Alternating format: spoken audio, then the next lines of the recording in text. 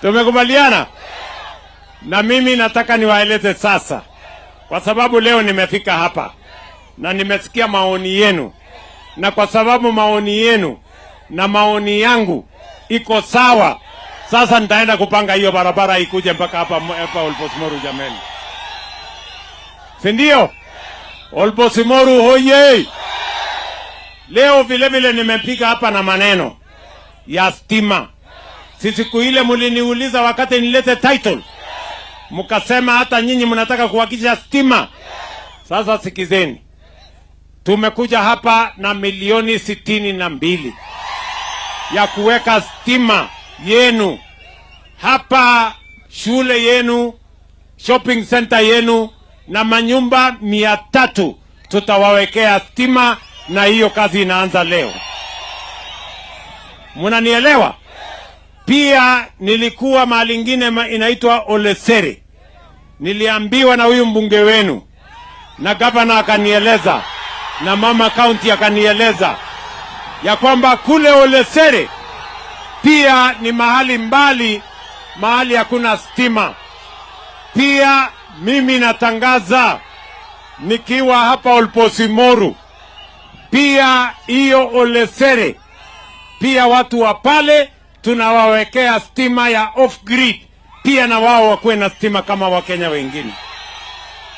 Na isitoshe, sikizeni watu wa Olposimoru, isitoshe hii Narok County tayari tumeweka kwa miaka 3 watu 14,000 tumewawekea stima.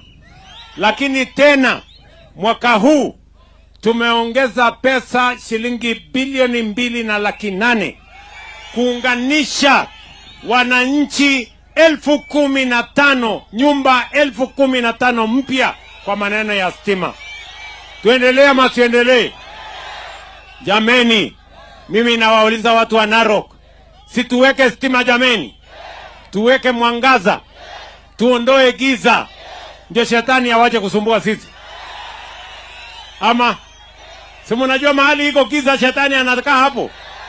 So tuweke stima, tuweke mwangaza, tuondoe giza, shetani awache kutusumbua. Tuendelee ama tuendelee? Wale wanasema tuendelee na hiyo kazi nione kwa mkono. Narok hoye! Mimi nilikuja hapa Narok, na nyinyi mnajua hii Narok County ni Narok ambayo imesifiwa kwa mambo ya utalii. Ni kweli ama si kweli? Rasilimali kubwa, pesa nyingi ambazo zinapatikana hapa Narok ni pesa ambayo inatokana na mambo ya utalii. Ni kweli ama si kweli? Na niliwaambia nitafanya mambo mawili. Ya kwanza, niliwaambia tutajenga international airport hapa Narok County. Sasa sikizeni my friends, mimi nilikuja hapa nikaambia tutajenga mwaka uliopita, mwezi ujao, mwezi wa 9, airport yenu ya Narok itakuwa tayari, international airport hapa Narok. Nyinyi mnanielewa? Na mimi nataka niwaeleze ya kwamba kwa sababu ya vile tumesimamia mambo, mimi nimejenga heshima ya Kenya duniani kote. Kule Marekani wanajua Kenya, mkutano ya G7 wanajua Kenya, mkutano ile tulifanya ya mambo ya kuhakikisha kwamba kuna Africa Forward na watu wa Faransa wanajua Kenya. Leo kwa sababu heshima Kenya wamepata, watalii wameongezeka. Ndani ya mwaka 3 watalii wameongezeka kutoka watu 1.4 million mpaka 2.7 million visitors ambao wamekuja katika taifa letu la Kenya. Mimi nauliza nyinyi watu wa Narok, mnataka tuendelee kuweka heshima ya Kenya? Mimi niendelee kuunganisha Kenya na mataifa zile zingine, tuwe na heshima, watalii wakuje, tupate pesa.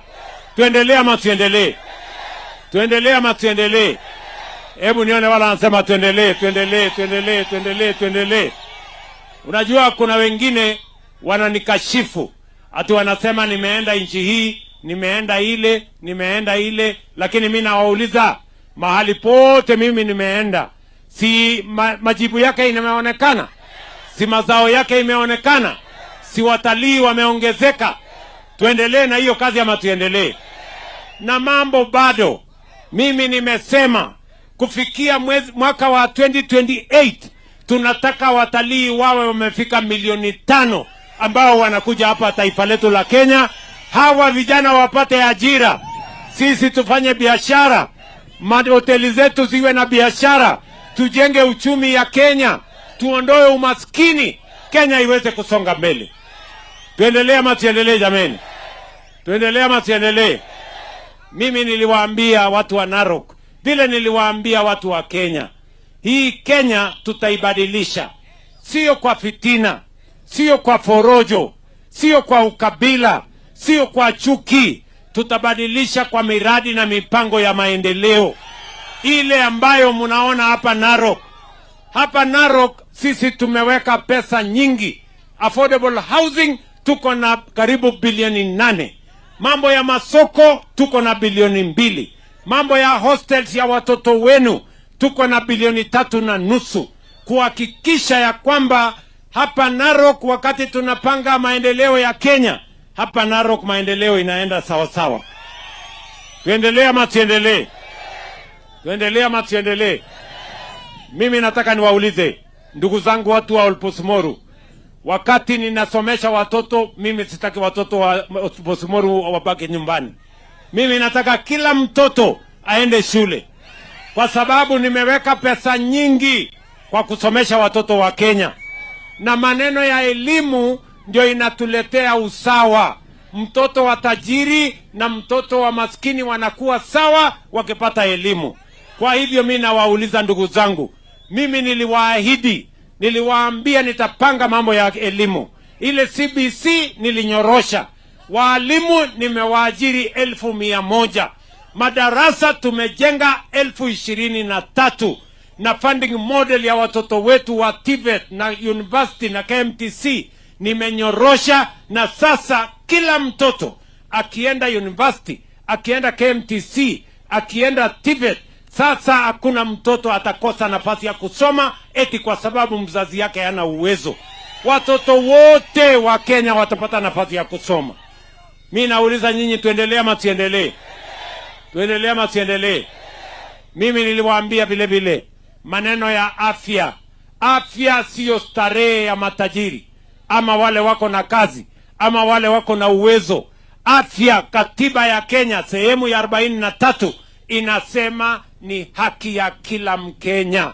Awe na pesa asiwe na pesa, awe na kazi asiwe na kazi, awe na uwezo asiwe na uwezo. Na ndio sababu hiyo nilibadilisha ile NHIF ilikuwa ya watu wachache.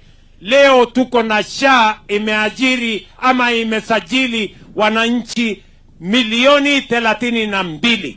Na mimi nawauliza nyinyi watu wa Olpusmoru, kila mmoja wenu jameni ajiandikishe ndani ya SHA. Nyinyi mmejiandikisha ama bado? Mmejiandikisha? Hapa Narok County watu 1465 wamejiandikisha ndani ya SHA. Mimi nawauliza, mkijiandikisha ndani ya SHA ndio tutakuwa na idadi ya watu, ndio tupange madawa, ndio tupange madaktari,